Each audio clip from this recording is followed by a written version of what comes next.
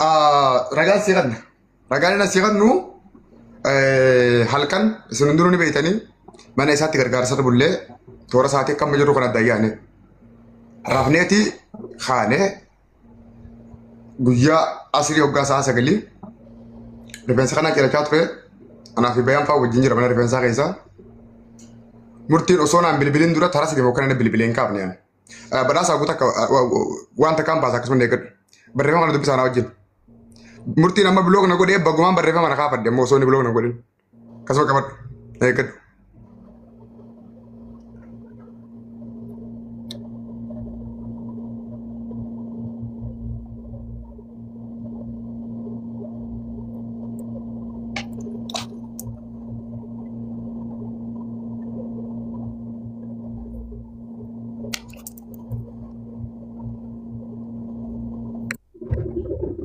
Tap fi koppilinkii malee laa wanta kan barreessina waan negatiivii ijoollee teenya walee araarsinee adda yaana nuti araara beena dabbal ragaa kee qopheeffadhu. Thank you. Ni mul'ataa mi badhaasaa guutaa kophan na baasi. Barreeffamni barruun akka mul'atu.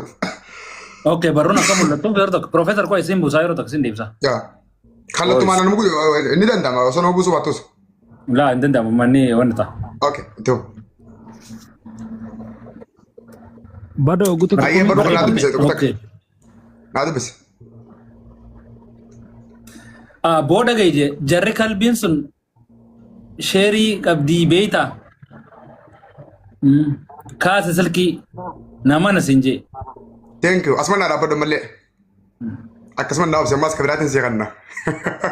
Murti koi kasman dekat. Kadang-kadang nukti aja. Jadi nak iya. Koi malle kasman dekat.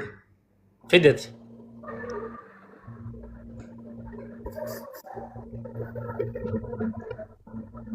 Rigizaana maarratti kan jee fi maaliif akkan jee sagalee ragaa na biras teessiya.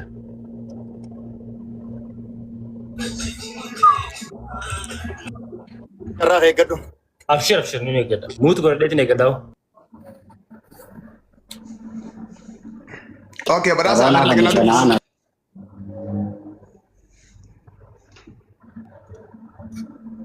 Ganado bisa.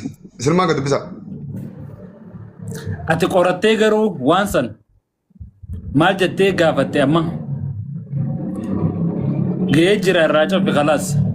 Asirratti wanta kan si gaafadha taayimii isaa wajjin adeemu gahee jira cufi kajoo kun bilbilli kun taayimiin isaa galgala eega jarri dhufee waan san dubbachuu eegale hoggaan dura laayifii seenu barreeffamni gubbaa sun sa'a sagalee gartee akka biyya arabaatti walii galee akka amma okay afaanini waan hafe isiniin amma qoy hin cufateen fiiduu kana dhanaabsi. Okay, freedom deebi'ee. Coba.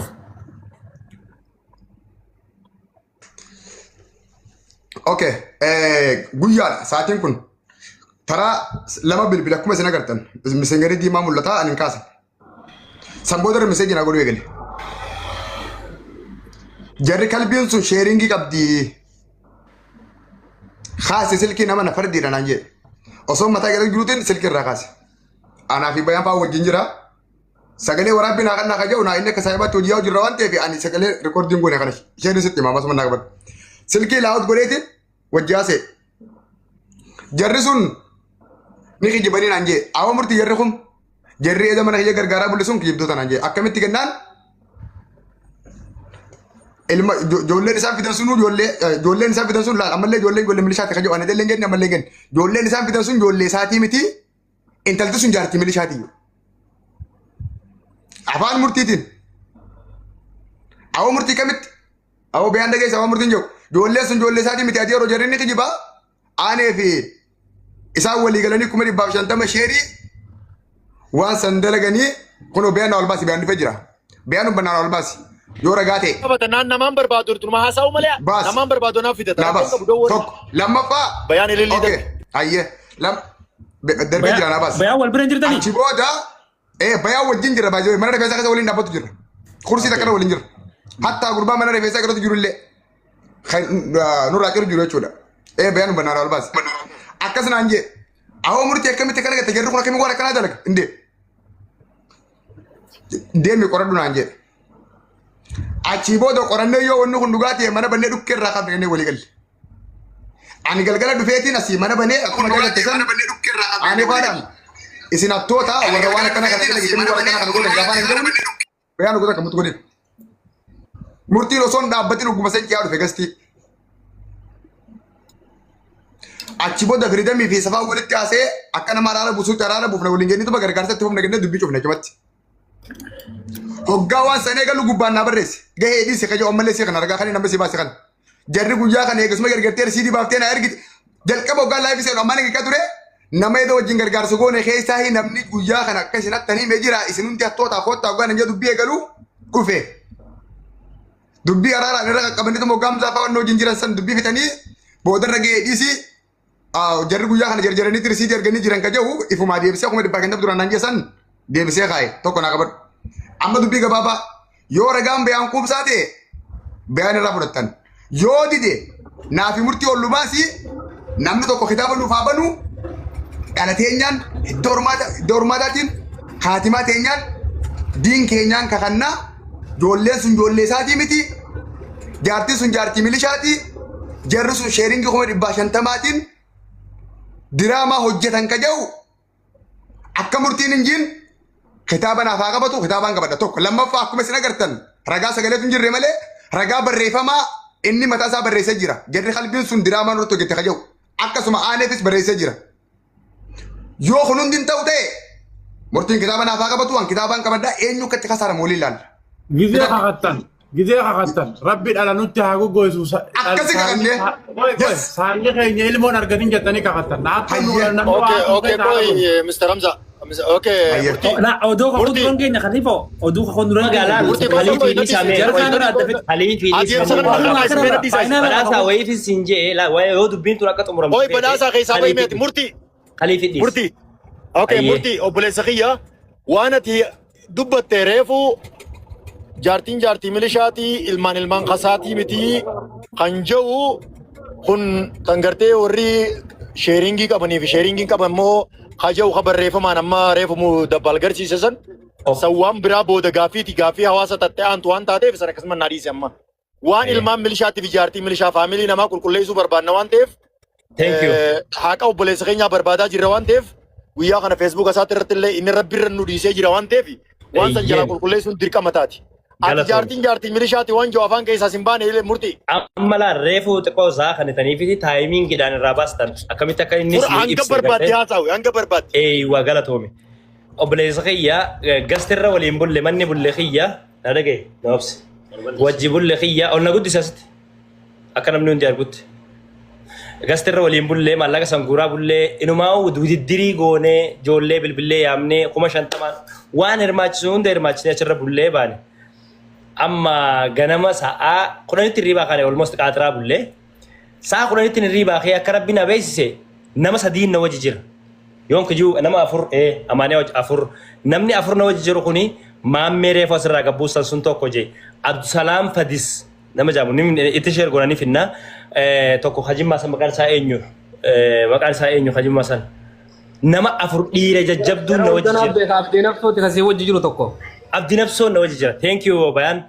Abdi Nafsoon na wajji jira. Nama 3 kana ni fiddan as na wal galchisan. Maaliif siin jee beektaa viidiyoon banii akka taa'ee hojjaase. Eenyuufin bilbilee beektanii? Sa'a 10 buna dhumina jaaniin nu fuudhanii gabbaane. Aanneefin bilbilee waan hin jeen kan naa dhageessan gis takka. Kunoo akkanan jeen. Laal. Laal. Anne xiqqoo mallee ta'u walirraa zigaaluu ni dhiifne sadarkaa kanatti jechuuqi. Maaliyoo? Qarshii 1,200 akkaawuntirra seene akkamiin nuun jetta rabbi sodaadhuti. Jechuun? 1,500 jedhe akkoo. Akkaawuntii mucarratti meeqaa tiraanzaakshina galeedhaan si gaafadhe moo? Egaa amma baankii dhageetiin. Qarshii 1,200 galee akkamiin naan jetta aanne diraamaa waan fedhee as keessi qabaattan nuti waan beeynu hin qabnu mucaa kana gargaarsisuun. Akkamumatti afaanumaanuu qarshii 100. Baalaasii waliigalaa sitti erge kuno. Amma waan halee eega galgala seenes footoo qarraseetiin sitti erge. Nalagee wayin siima. Risiitan isin garsiisaa ture meedaan. Dabbaala akkasii taa'ee risiita isin garsiisaa ture mi? Akkamii qarshii 1,200 akkaawuntirra seenu nuun jetta jechuun diraamaa akkamiin ayinatti cawataa binoorno. Warri kaan hin galchine. Warri hundi hin galchine yoo hundi gale maallee ni mileena olee by the way.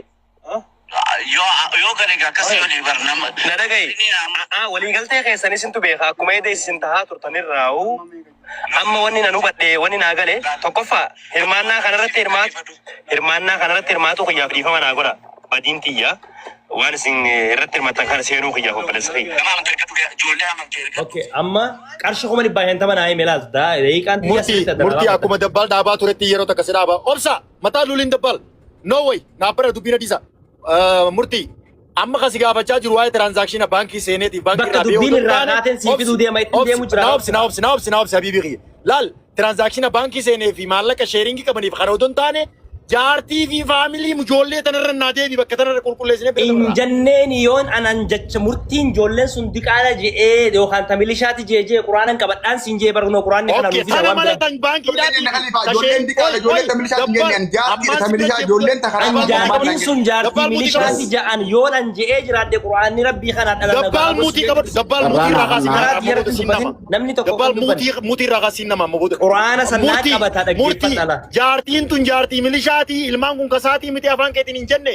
Hin jenneen yoo je'ee jiraate isa handuma shan jechuma san ragaa okay sinka kakut hin dabarsifte ballee kakut hin dabarsu dura akka aadaa oromootti waan jiru jira ragaan sibira jiru eenyu yeroo san dabbal nama sadii jira nama sadiin fidadha akka waan kanan jiin isinis atis ni fidatta wallahi hatta boruu asrii ila zaatan waliin teenya malee dubbitan Khalifo gistaka dabina kiyya kana nabufta laal maqaan kiyya seenee jira waan taateef ani fi baaquu qulleessu obsi anne obsta dabareen keengeen amma waa'ee faamilii dubbachaa jirra waa'ee maallaqa olnaagal jira jira maammee olnaagal akka seera addunyaatti ragaan mana keessaan ta'u gaa.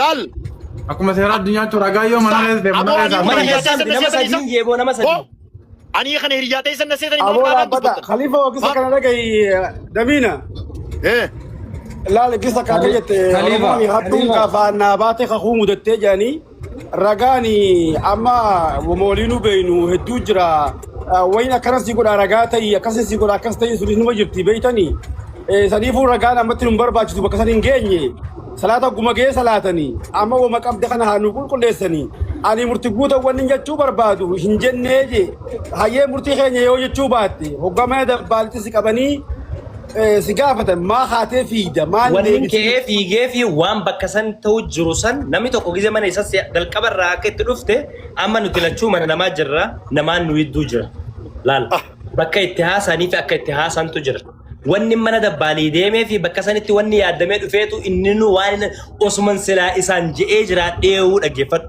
hin jenne arrabbiin na beeka Osman silaa anillee laal akkam seete adeemsa dubbiin adeemsa akka abbootii teenya irratti baranne akka islaamummaa keessatti itti agarre akka heera keenyaa jira namni tokko yoo wayii irra wal dhabe dura arraata irraa fuudha kan himatu himachiisanii kabaannatu baannachiisanii yoo dubbii tanarra wayii isinii hafee janii ni lamadanii fi heerri namaafis ni lamada woo gartee dubbii namichi kun deebiseef kanarraa waan deebisu yoo qabaate heerri ati booda baal maaltu si hafe aboo ati yoo murtii maaltu keessa si hafe jeetillee carraa lammaffaa heerri namaani kan hogguun carraa lammaffaa isinii kanne booda naman isin nu bira jira jettan kanaa yaammadha achi booda arraata jara kanaa dhageetiin achi booda waan hin dubbadha yoo kakuu taates ni dhayinaati bitintiri hin jeyna hin jarjarina hin horiina lafarra hanga hayni bahu wallaahi jaartii namaa tan gartee isin maqaa jiruu fi maqaan jirree waan jettan kana gurbaa kana himmaan irraa hineetuma foonaa lillaahi goone akka oromootti bira dabarra malee waa'ee maallaqaa baankii 150 seene moo sheeringii qabani moo maal waan jiru kana dhiisa amma booda dubbii lammaffaati sun amma atilleen murtii dabbal waan murtiin dubbate kana keessa murtii fitattee dubbii tana fitattee nama ol naa galchaa nama sadii dhiira sadii na bira jiran jee namni an jee kun nama viidiyoo bansiistanii ooy ragaanaa yaammata ati makuma naa kannita malee ragaanaa yaammata ati himata kana deebisaa tana firraa kannitee fittee deebisaa tana kannee wanni nan siin jiru mucaa kanaan dabbal maaltu siifee dubbii tana keessatti ugura miuliifa murtii dabbal deebisaa wanni kannitu siifafte heeraan lamada siifafte okay Khalifaa kiyya ani dubbii duraan hin xumure amma inni egaa bira jiraate ragaa hafidu ani biraa wajjin turre ragaa ta'uu danda'a dhiisuu danda'a yoo ragaa namaa fudhatan ragaa na kannina yoo ragaa namaa ta'uu baate anaaf murtii achi bee kitaaba qabata asumara xumuradha bakka ati bayaan deeffatte aya murtii ragaa nama sadeeni naa kan ni dafi nama sadii dhiira sadii bakka naa fida azana jiranii ol naa galchi dallee nu bira ni jira dhaggeeffadha Nama sadii ol naa galchaa. Nama makiinaa keessa wajji ture. Bayaan oguun magaalaa Laal. oguun si dubbise nama si bira jiru ifiif yaammataatis na obsi bayaan bayyuu kiyya. Rakkoon qabu. Nama sadii naa fida. Nama sadeen.